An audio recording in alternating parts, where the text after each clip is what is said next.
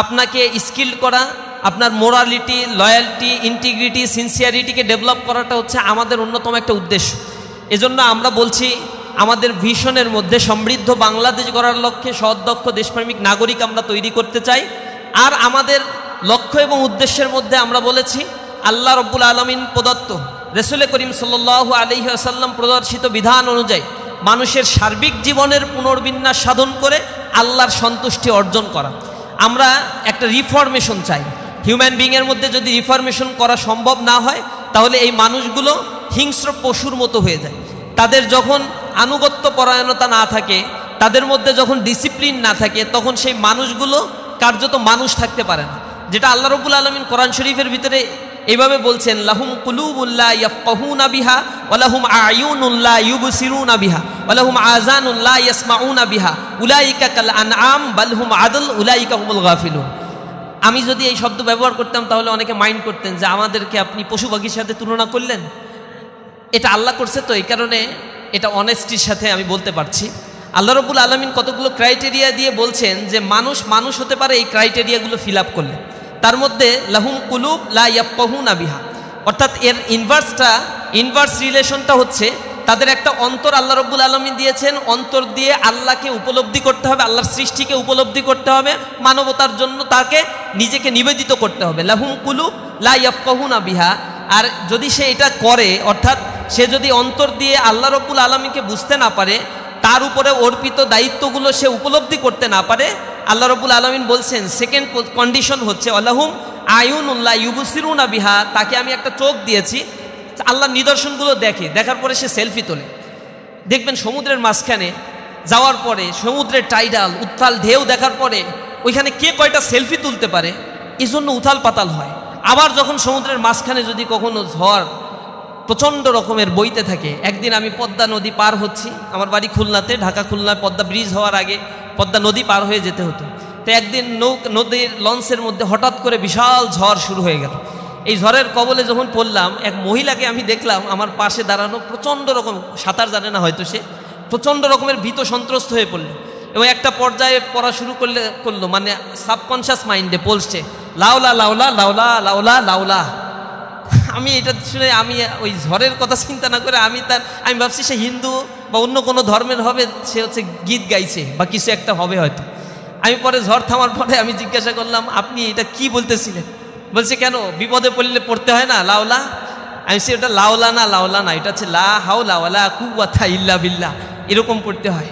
তো বিপদে পড়ার পরে তো আল্লাহর কথা মনে পড়ে, কিন্তু এর আগ পর্যন্ত মানুষ নিদর্শনগুলো দেখে, চোখ দিয়ে এগুলো দেখে, ফেরাউনের কথা শুনে যে এইটা এই অবস্থায় আল্লাহ রাব্বুল আলামিন করে রাখছে, কিন্তু তার ভিতরে উপলব্ধি হয় না। আল্লাহ কোরআন শরীফের ভিতরে দৃষ্টান্তগুলো সূরা আর রহমান পড়ে দেখবেন, আল্লাহ বলছে মারাজাল বাহরাইনি ইয়ালতাকিয়ান বাইনাহুমা বারযাখুল লা ইয়াবগিয়ান ফাবিআইয়ি আলাই রাব্বিকুমা তুকাযযিবান। তোমরা কি দেখেছো, দুইটা সমুদ্র পাশাপাশি বহমান থাকে, একটা নোনা পানি আর একটা মিঠা পানি, কিন্তু একটা পানির সাথে আর একটা পানি কখনো মিক্স আপ হয় না। এরপরেও তোমরা তোমার রবের কোন কোন বিষয়গুলোকে অস্বীকার করবা? এরকম নানা ধরনের এক্সাম্পল আল্লাহ রাব্বুল আলামিন বলছেন। সূরা আদিয়ার মধ্যে পড়ে দেখবেন, সূরা ওয়াকিয়া পড়ে দেখবেন, আল্লাহ বলছে আদিয়াতি দাবহান ফাল মুরিয়াতি কদহান ফাল মুগীরাতি সুবহা ফাআসারনা বিহি নাকআন ফাওয়াসাতনা বিহি জামআ ইন্নাল ইনসানা লিরাব্বিহি লাকানুদ। আল্লাহ সেখানে ঘোড়ার জীবনচক্র বর্ণনা করছেন, সূরা নমলের মধ্যে মৌমাছির জীবনচক্র বর্ণনা করছেন। এবং এগুলো যখন বর্ণনা করেন তখন কাফেররা টিটকারি করে বলতো, আল্লাহ রাব্বুল আলামিনের খেয়ে দেয়ে কাজ নাই মুহাম্মদ সাল্লাল্লাহু আলাইহি সাল্লামের উপরে? এমন যন্ত্র পাখির কথাগুলো বলে, যে জিনিসগুলো ছোট ছোট প্রাণীর কথা বলে, কেন বিশাল বিশাল প্রাণীর কথা বলতে পারে না আল্লাহ? তখন আল্লাহ আবার উত্তর দিচ্ছেন, ইন্নাল্লাহা লা ইস্তাহি আইয়াযরিবা মাসালাম মা বাউদাতান ফামা ফাওকাহা। আল্লাহ রাব্বুল আলামিন ছোট ছোট প্রাণীর দৃষ্টান্ত দিতে লজ্জাবোধ করেন না, এগুলো তোমাদের জন্য শিক্ষা। কিন্তু গোমরা যারা, তারা এর থেকে শিক্ষা গ্রহণ করতে চায় না। আল্লাহ রাব্বুল আলামিন সূরা আদিয়ার মধ্যে তার জীবনচক্র বলছেন যে একটা ঘোড়া খুব ভোরে প্রাতরাশে তার মুনিব যখন তাকে নিয়ে বের হয়, সে দাঁড়িয়ে থাকে, বসে বসেও ঘুমায় না, দাঁড়িয়ে দাঁড়িয়ে ঘুমায়, কখন তাকে অর্ডার করা হয়। এরপরে খুব সকালবেলা সে যখন বের হয়, তার খুরের আঘাতে, পাথরের সাথে যখন আঘাত লেগে অগ্নিস্ফুলিঙ্গ ছড়ায়, এরপরেও সে ছড়তে থাকে। একটা পর্যায়ে যখন তার জীবনের একেবারে শেষ প্রান্তে চলে আসে, এরপরেও সে নিবৃত হয় না সেখান থেকে। যখন একটা পর্যায়ে গিয়ে কহ কহ শব্দটা বলে, তখন তার মনিব ধরে নেয় এই ঘোড়া আর বাঁচবে না, সাথে সাথে মাটিতে লুটিয়ে পড়ে সে শেষ হয়ে যায়। জীবনের শেষ মুহূর্ত পর্যন্ত সে লয়াল থাকে। আল্লাহ রাব্বুল আলামিন সেই দৃষ্টান্ত টেনে নিয়ে মানুষকে বলছেন, ইন্নাল ইনসানা লিরাব্বিহি লাকানুত, নিঃসন্দেহে মানুষ তার রবের প্রতি বড়ই অকৃতজ্ঞ। তাকে আমি এত দৃষ্টান্ত উপমা তার সামনে নিয়ে এসেছি, কিন্তু সেগুলো থেকে শিক্ষা গ্রহণ করে না, সে শুধু সেলফি তোলে। আমি বিদেশের বিভিন্ন জায়গায় গিয়ে দেখি বড় বড় পাহাড়ে, মালয়েশিয়াতে গেলাম একবার, যে বিশাল পাহাড় 600-700 ফিট উপরে কেবল কারে উঠাচ্ছে। তো পাহাড় যে আল্লাহর একটা নিদর্শন, আল্লাহ রাব্বুল আলামিন কোরআনে বলছেন, আমি পাহাড়গুলোকে প্রেক হিসেবে ঘেরে দিয়েছি, না হলে জমিনে তোমরা বসবাস করতে পারতা না। এখানে ছবি তুলতে তুলতে অবস্থা খুব খারাপ, সেলফি স্টিক, এই জিনিসটা আমাদের মধ্যে গেঁথে আছে। আল্লাহ রাব্বুল আলামিন বলছেন, আল্লাহুম আয়ুনুন লা ইউবসিরুনা বিহা, তোমাদের দুইটা চোখ দিছি, চোখ দিয়ে আল্লাহর নিদর্শন দেখে তোমার কি করতে হবে এটা তোমরা বুঝতে পারো। আল্লাহুম আযানুন লা ইয়াসমাউনা বিহা, তোমাদের দুইটা কর্ণ দিয়েছি, কিন্তু এক কান দিয়ে ভালো কথা বলার পরে শোনো, আর এক কান দিয়ে বের করে দাও। এখান থেকে শিবির আজকে অনেক কথা বলবে, যাওয়ার পরে বলবে it's a political programme, political organisation, so এইগুলো শোনার কোনো প্রয়োজন নাই। কিন্তু আমরা যা বলি সেগুলো কোরআন থেকে যতক্ষণ বলবো ততক্ষণ তোমাকে শুনতে হবে। আল্লাহ রাসূল বলছে, ইন্না আসতাকাল হাদিসি কিতাবুল্লাহ ওয়া আহসানাল হাদিউ মুহাম্মাদিন সাল্লাল্লাহু আলাইহি ওয়াসাল্লাম। যখন কোরআন থেকে কথা বলা হয়, এটা আল্লাহ রাসূল বলছে সবচেয়ে সত্য কথা এটা। আর আমি মুহাম্মদ সাল্লাল্লাহু আলাইহি ওয়াসাল্লামের কথা যখন বলা হবে, এর চাইতে উত্তম কথা আর হইতে পারে না। সুতরাং এই কথা দিয়ে যতক্ষণ পর্যন্ত তোমাদেরকে নিদর্শন বলে বলে বোঝানো হবে, ততক্ষণ পর্যন্ত এটাকে তোমরা যদি পলিটিসাইজ করতে চাও বলতে পারো। ইসলাম পলিটিক্সের বাইরের কিছু না। ইসলাম রাষ্ট্র ক্ষমতার কথা বলে, ইসলাম হোল সোসাইটি দখলের কথা বলে, ইসলাম বলে তার নর্মস এবং ভ্যালুসকে এস্টাবলিশ করছে একেবারে রাষ্ট্র পর্যায় পর্যন্ত।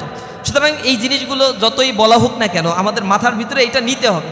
আমরা এই জিনিসগুলো আত্মস্থ করতে আসলে সম্পূর্ণরূপে ব্যর্থ হয়ে যাই। আমাদের অন্তর আছে, এটা উপলব্ধি করতে পারি না। আল্লাহ রাব্বুল আলামিন বলছেন, উলাইকা কাল আনআম, এরা হচ্ছে চতুষ্পদ জন্তু জানোয়ারের মতো, বালহুম আদল, বরং কিছু কিছু ক্ষেত্রে যখন তারা এইগুলো মানতে চায় না, এর চাইতেও তারা নিকৃষ্ট হয়ে পড়ে। উলাইকা হুমুল গাফিলুন, এরা হচ্ছে নিজেদের থেকে নিজেরা উদাসীন হয়ে পড়ছে। এটা মানুষের জন্য বলা হয়েছে, বাংলাদেশের মানুষের জন্য না, বা পার্টিকুলারলি চিটাগাং ইউনিভার্সিটির জন্য এটা বলা হয় নাই। এটা আল্লাহ রাব্বুল আলামিন সব ম্যানকাইন্ডকে ইনভাইট করে বলেছেন যে হ্যাঁ, তোমরা এই ক্রাইটেরিয়া ফিল আপ না করলে তোমরা কিন্তু গোমরাহির মধ্যে আসো। তো আমরা জানি মানুষ হিসেবে জন্মগ্রহণ করলেই সে ন্যাচারালি কিন্তু প্রোডাক্ট হিসেবে, ভালো একটা প্রোডাক্ট হিসেবে তৈরি হয় না। সবচেয়ে পৃথিবীতে দুর্বল একটা প্রাণী হচ্ছে মানুষ। আল্লাহ বলছেন, খুলিকাল ইনসানা দঈফা, আমি মানুষকে সবচেয়ে দুর্বল করে সৃষ্টি করে দিয়েছি। এখন এমন দুর্বল, বাঘের মতো সে গর্জন করতে পারে না, এরপরে সে পানিতে মাছের মতো ঘন্টার পর ঘন্টা, যুগের পর যুগ অবস্থান করতে পারে না, বাদরের মতো এক গাছ থেকে আর এক গাছে লাফালাফি করে তার জীবনযাপন সে করতে পারে না, সে মানে সাপের মতো বিষধর না, সে কোনো প্রাণীর সাথে তার মিল হয় না। অথচ সব প্রাণী তার অনুগত্য, বিমা ইয়ানফাউ বিহান নাস, তার অধীনস্থ আল্লাহ রাব্বুল আলামিন করে দিয়েছে। কিন্তু এই মানুষটাকে আল্লাহ রাব্বুল আলামিন যে সৃষ্টি করে আশরাফুল মাখলুকাত করে দিলেন, অথচ তিনি হচ্ছেন সবচেয়ে দুর্বল প্রকৃতির। একটা সামান্য মশা তার মৃত্যুর কারণ হয়, একটা ভাইরাস যা সে কখনোই চোখে দেখে না, অথচ সেই করোনা ভাইরাস যা দেখতে মাইক্রোস্কোপ যন্ত্রের প্রয়োজন হয়, সেই করোনা ভাইরাসের কারণে কোটি কোটি মানুষ মৃত্যুবরণ করে। এত দুর্বল একটা ক্রাইটেরিয়া দিয়ে এই মানুষকে আল্লাহ রাব্বুল আলামিন তৈরি করে দিয়েছে। কিন্তু মানুষ হয়ে উঠতে পারে না। এই মানুষকে আবার তৈরি করার জন্য দুনিয়াতে স্কুল লাগে, কলেজ লাগে। এই মানুষটার হাঁটার জন্য 2.5 বছর সময় ব্যয় করতে হয় তার পরিবারের। একটা গরু ছাগলের জন্য এত সময় ব্যয় করতে হয় না। দেখেন, একটা ছাগল তার মায়ের পেট থেকে বের হওয়ার পরে 2টা লাফ দেবে, এরপরে সে হাঁটা শুরু করে দিবে। ও কারো প্রতি তোয়াক্কা করে না। কে তাকে শিখাবে, বাবা একটু হাঁটো হাঁটো এরকম বলে তাকে হাঁটাও শেখানোর দরকার হয় না। প্রাণীগুলো জন্মগ্রহণ করছে, তার কোনো হাইজিন মেনটেন করতে হচ্ছে না, কিছু নাই, এমনি চলছে পৃথিবীর সব কিছু। তার জন্য কোনো হসপিটাল নাই। আমাজন বনে কত প্রাণী আছে, সে জন্মগ্রহণ করে বংশ বিস্তার করছে, অথচ তার জন্য কোনো হসপিটালাইজ সিস্টেম করার কোনো প্রয়োজন হয় না। আর এই মানুষের জন্য সর্দি, জ্বর, কাশি সব কিছু লেগে থাকে, হসপিটালের পর হসপিটাল। তার পোশাক প্রয়োজন হয়, তার বেঁচে থাকার জন্য সুষম খাদ্যের প্রয়োজন হয়। একমুখী খাদ্য খেলে সে আবার অসুস্থ হয়ে পড়ে। এত দুর্বল করে আল্লাহ রাব্বুল আলামিন তৈরি করেছে। এই মানুষকে মানুষ হয়ে উঠতে তার সঠিক শিক্ষার প্রয়োজন হয়, সঠিক একটা এনভায়রনমেন্টের প্রয়োজন হয়, তার ট্রেনিংয়ের প্রয়োজন হয়, তার গেস্টার পোস্টার, কথা বলার সিস্টেম, তার সব বিষয়গুলো তাকে ট্রেন আপ দিয়ে শিখাতে হয়। এটা এমনি এমনি কেউ শিখতে পারে না। এজন্য ইসলামী ছাত্র শিবির বলছে, এই শিক্ষাটা হতে হবে ঐশী শিক্ষা। যিনি আমাকে সৃষ্টি করেছেন তিনি আমার ব্যাপারে সবচেয়ে ভালো জানেন। আচ্ছা দেখেন, আপনার বাবা মা আপনাকে কত বেশি পছন্দ করে। Can you imagine? আপনার মা, আপনি যখন অসুস্থ হন, আমার মা আমি যখন অসুস্থ হই, সামান্য জ্বর হইলো, রাত 2টা 3টার সময় ফোন দিয়ে, বাবা খাইছো কিনা, ঘুমাইছো কিনা, তুমি কি করতেছো, মাথা ব্যথা করছে কিনা, ওষুধ খাইছো কিনা, ডাক্তারের কাছে গেছো কিনা, পাশে কে আছে তাকে একটু ফোন দাও। হায় রে আল্লাহ, পৃথিবীতে মনে হয় আর কি অসুস্থ হয় না, কিন্তু মায়ের ঘুম তো নাই, মাঝে মাঝে আমার ঘুমটাও নষ্ট করে দেয়, একটা দুইটাই ফোন দিলে ঘুম থাকে। কিন্তু দূরে থাকলে তার একটা অন্যরকম একটা বিষয়, হয়তো সারা রাত কাঁদছে, হয়তো যায় নামাজে বসে আছে, হয়তো চোখের পানি ফেলছে। যতই বলি আমাকে দেখার অনেক লোক আছে আশেপাশে, সমস্যা নাই, ডাক্তার আছে, কোনো সমস্যা নাই, কিন্তু মায়ের মন এটা মানে না। তো যে মা আমাকে সৃষ্টি করে নাই, আমাকে শুধু জন্ম দিয়েছে, পেটের মধ্যে রাখছে, আল্লাহ রাব্বুল আলামিন ওই পেটের মধ্যে সব মেকানিজম করে আপনাকে তৈরি করেছে। কোথা থেকে তৈরি করেছে? মিন নুতফাতিন আমশাজ, ছোট্ট একটা রক্ত, শুক্র রক্তবিন্দু থেকে, নাপাক রক্তবিন্দু, যা শরীর থেকে নির্গত হলে গোসল ফরজ হয়, এমন একটা শুক্র রক্তবিন্দু থেকে আপনাকে আল্লাহ রাব্বুল আলামিন সৃষ্টি করছে। এরপরে আল্লাহ রাব্বুল আলামিন বলছেন একটা রক্ত, একটা পানি, সেখান থেকে আল্লাহ রাব্বুল আলামিন ফাকিসাউনাল ইজামা লাহমা, একটা গোস্তের টুকরায় আল্লাহ রাব্বুল আলামিন পরিণত করেন, ওইটাকে আল্লাহ রাব্বুল আলামিন আবার হাড় বানান, হাড়ের উপরে আবার গোস্ত দিয়ে ঢেকে দেন, এটাকে আবার আকৃতি করে দেন। সুম্মা আনশানাহু খালকান আখর ফাতাবারাকাল্লাহু আহসানুল খালিকিন। কত চমৎকার সেই সত্তা, যিনি এত কারুকার্য করে এই সৃষ্টিটাকে তৈরি করে দিলেন। পেটের মধ্যে থাকতে আপনার খাবার কি? আপনার কোনো অ্যাসাইনমেন্ট লিখতে হয়, কোনো স্মারকলিপি লিখে আল্লাহর কাছে দাবি জানাইতে হয় যে আল্লাহ আমারে দয়া করে একটা চোখ দিও, টেরা বানায়ও না, আল্লাহ চুল ভালো করে দিও, কৃষক আলো যেন হয়। আল্লাহ রাব্বুল আলামিন নাভিটা যেখানে আছে ওই জায়গা থেকে একটু উপরে বা নিচে দিয়ে দিলে কেমন লাগে, একটু পরীক্ষা নিরীক্ষা করে দেখো। আল্লাহ কিট দিছো, দুইটা দিছো, আমার মনে হয় আর একটা রিজার্ভে থাকলে ভালো হয়। এসব আবেদন করার কোনো স্কোপ আপনার আছে? আপনি আল্লাহর কাছে কিছুই বলেন না, কিছু আপনার মাও হয়তো বলে না এত কিছু, কিন্তু আল্লাহ রাব্বুল আলামিন আপনাকে সুস্থ শরীরে পেটের মধ্যে কি মেকানিজম দিয়ে তৈরি করে, এখানে কারও কোনো ক্ষমতা নাই। আপনার খাবার কি? রক্তের মাধ্যমে আপনার মা যা খায় সেগুলো প্রসেস করে নাভির মাধ্যমে আল্লাহ রাব্বুল আলামিন আপনাকে খাওয়াচ্ছে, এবং আপনাকে একটা সুঠামো দেহ তৈরি করে মায়ের পেটের মধ্যে সংরক্ষিত জায়গায় আল্লাহ রাব্বুল আলামিন সংরক্ষণ করে রাখছে, এবং ফেরেশতা দিয়ে আল্লাহ রাব্বুল আলামিন রক্ষণাবেক্ষণ করেন। কারণ রাতে যখন আপনার মা ঘুমায় তখন উপুড় হয়ে ঘুমালে ওই সন্তান তো চাপ লেগে মারা যাওয়ার কথা, কিন্তু মারা তো যায় না। অথচ মানুষ যখন ঘুমায় এটাকে বলা হয় একটা মৃত্যু। আপনারা একটা দোয়া পড়েন না, যারা মুসলমান ঘুমানোর সময় কি দোয়া পড়েন? আল্লাহুম্মা বিইসমিকা আমুতু ওয়া আহইয়া। আমুতু মানে আমি মরতে যাচ্ছি, আমাকে জীবিত করে দিও, মানে হচ্ছে মৃত্যু। ঘুমটা হচ্ছে খণ্ডকালীন একটা মৃত্যু। এই মৃত্যুবরণ করার পরে মানুষের হিতাহিত জ্ঞান থাকার কথা না। ওই মা যখন ঘুমায়, উপুড় হয়ে ঘুমালে সেই সন্তান তো চাপা লেগে মারা যাওয়ার কথা। তার রক্ষণাবেক্ষণের দায়িত্ব কে পালন করে থাকে? আল্লাহ রাব্বুল আলামিন বলছেন এই দায়িত্বটা তো আমি পালন করি। এরপরে যখন তুমি দুনিয়াতে আসো, তোমারে যদি ঠেসে এরপরে বলা হইতো যে পেটের মধ্যে এতক্ষণ ছিলি, রক্ত খাইছিস, এখনো রক্ত খাবি তুই, ও বাঁচবে কোনো দিন? ওকে দুনিয়ায় আসার পরে কত চমৎকার করে গড়ে তুলতে হয়। আল্লাহ রাব্বুল আলামিন সেই মানুষকে খোঁটা দিয়ে বলছেন হাল আতা আলাল ইনসানি হিনুম মিনাদ দাহরি লাম ইয়াকুন শাইআম মাযকুরা। মানুষের জন্য কি কখনোই কোনো সময় এমন ছিল না যখন এই দুনিয়াতে মানুষ আলোচনার কোনো বিষয়বস্তুই ছিল না? তুমি পৃথিবীতে আসার আগে তোমার নাম আব্দুর রহিম, আব্দুল করিম, আব্দুল সালাম হবে, এটা কে চিন্তা করছে? তুমি দুনিয়াতে আসছো, এরপরেই না তোমাকে নিয়ে ভাবা শুরু হয়েছে এই পৃথিবীর মানুষদের যে তোমার একটা নাম রাখতে হবে, তোমার একটা বসবাসের জায়গা লাগবে, তুমি বড় হলে তোমার জন্য একটা বন্দোবস্ত করতে হবে। আবার তুমি পৃথিবী থেকে চলে যাবা, চলে যাওয়ার পরে 2 প্রজন্ম পাস্ট হয়ে গেলে তোমার কথাও এই পৃথিবী আর কোনোদিন স্মরণ রাখবে না। এরকম কোটি কোটি মানুষ পৃথিবী থেকে বিদায় নিয়ে চলে গিয়েছে। সুতরাং তুমি পৃথিবীতে কেন এসেছো? কেনই তোমাকে এত সম্মানিত করে পৃথিবীতে সৃষ্টি করা হলো? এই দার্শনিক ভিত্তিটা যদি না বুঝতে পারেন তখন বুঝবেন, তখন বলবেন eat drink and be merry. The only purpose of human being is to eat drink and be merry. খাও দাও ফুর্তি করো, পরের দিন বাঁচবা কিনা বলতে পারো? এরকম চিৎকার যারা করে তাদের দুনিয়াতে তো চুরি করুক, বাটপারি করুক, মানুষের সম্পদ মেরে খা, আর সম্পদের পাহাড় করুক, তাদের কি যায় আসে?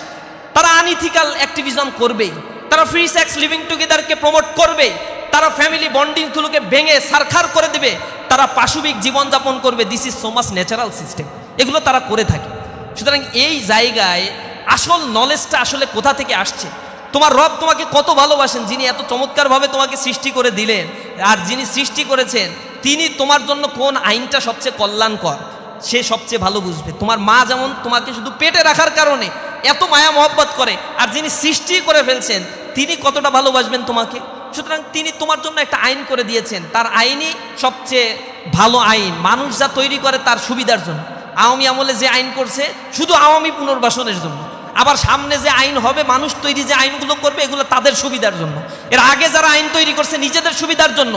ম্যাস পিপলের সুবিধার জন্য মানুষ আইন করে খুবই কম, মানুষ তার নিজের স্বার্থগুলোকেই সামনে দেখে। তো আসলেই আমার জীবন দর্শনটাই, ফিলসফিটা কিভাবে চলবে এই জিনিসটা আমাকে জানতে হয়। জানার জন্য ইনস্টিটিউশনাল ফরমেশন প্রয়োজন, কিন্তু দুর্ভাগ্য আমার দেশের একাডেমিক আর ইনস্টিটিউশনাল সিস্টেমগুলো শুধু মানুষ তৈরি করেছে, মানবতা বা মানবিক গুণ সম্পন্ন মানুষ তৈরি করতে তারা সম্পূর্ণ ব্যর্থ হয়েছে।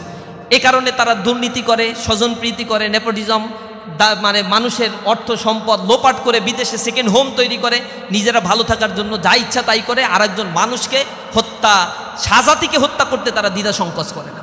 সুতরাং এই জায়গা থেকে আমাদের একটা আত্মিক রিফরমেশন দরকার। ইসলামী ছাত্র শিবির বলছে তোমাকে কোরআন এবং সুন্নাহের আলোকে তোমাকে রিফরমেশন করতে হবে নিজেকে, আর এই রিফরমেশন করার প্রজেক্টটাই হচ্ছে ইসলামী ছাত্র শিবির চালায়। এটাই হচ্ছে আমাদের মূল লক্ষ্য এবং উদ্দেশ্য।